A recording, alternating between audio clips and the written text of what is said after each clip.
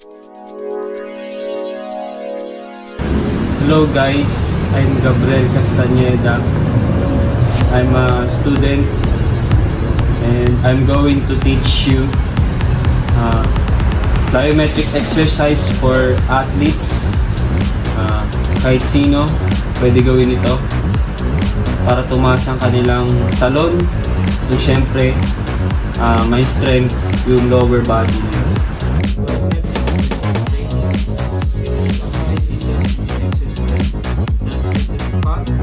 Explosive movements to build muscle power. Trains muscles to exert maximum force in a short time by using a stretch, shortening cycle of rapid lengthening and contracting improvement speed, agility, and explosiveness. Common exercises included jumping, running, and throwing activities, staple of athletes in sports like basketball, tennis, and soccer. So guys, bago tayo mag-plyometric exercise, mag-start muna tayo ng dynamic stretching. So itong dynamic stretching na to, 10 repetitions lang tayo kada stretch. Start tayo sa arms, and then pababa sa legs para lahat ng ating katawan ay ma-stretch para di tayo mabigla sa gagawin nating workout.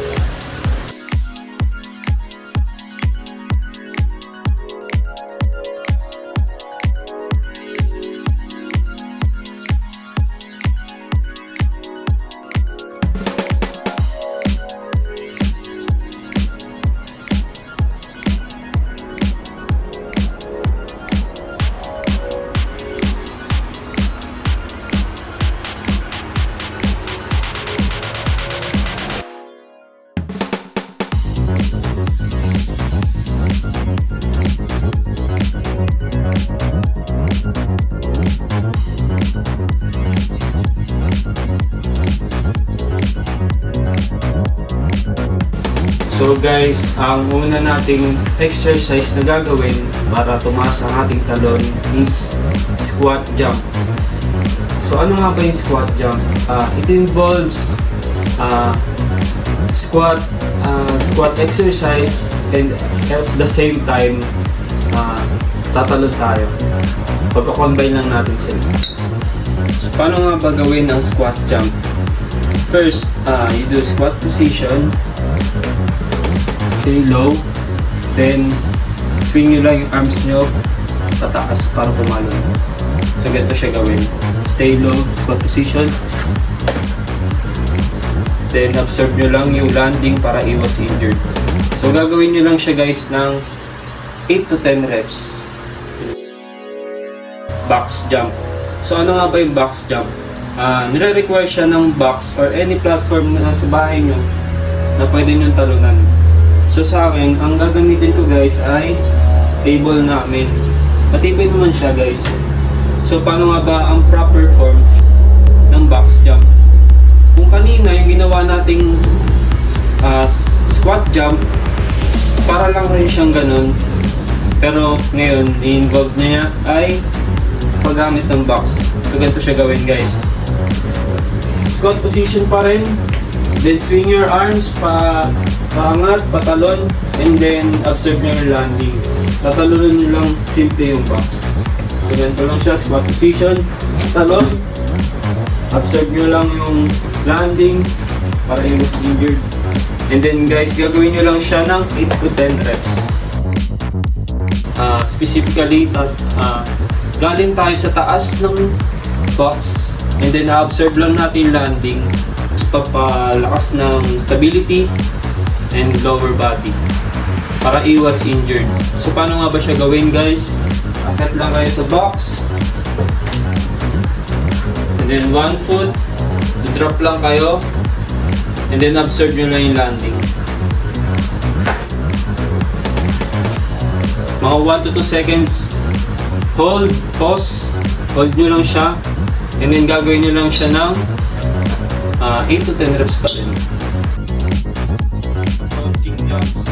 Para saan ba ginagamit ang counting jumps? Sa mga sports, ginagamit siya madalas sa basketball, volleyball, and other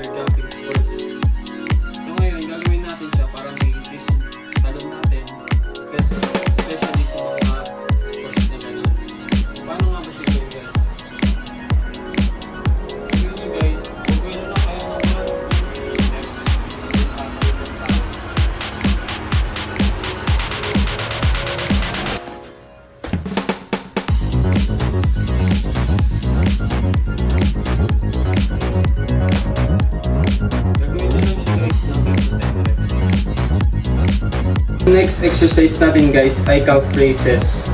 So para saan nga ba ang calf raises? Ang calf raises ay para ma-strengthen yung calves natin, kasi yung calves natin ay ang malaki ang kanyang ginagampanan sa pagtalon natin. So paano nga ba siya gawin? Gagamit lang ako guys ng dumbbells para mag-increase ng load. Siyempre, para medyo mahirap naman kahit pa paano. Gawa lang tayo ng dumbbells or any things na pwede nating gamitin. And then, i-angat lang natin, i-elevate lang natin yung calves natin. Gamit lang yung ating mga paa. Ito siya gawin guys.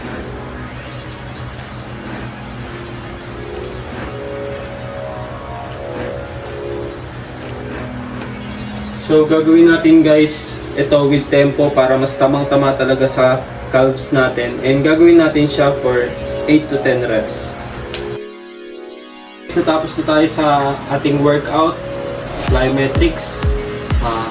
Gagawin naman natin ngayon is cool down para hindi tayo mabanat and ma-stretch pa rin yung ating mga muscles, lalo na sa ating lower body. Stretch lang tayo.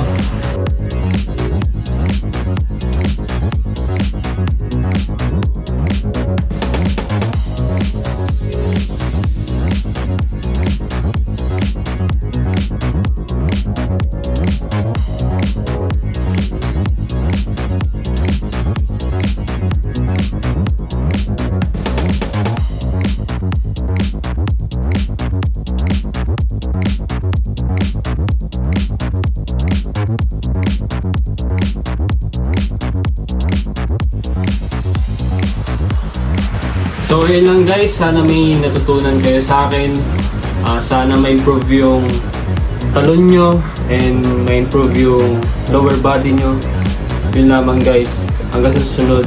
Peace!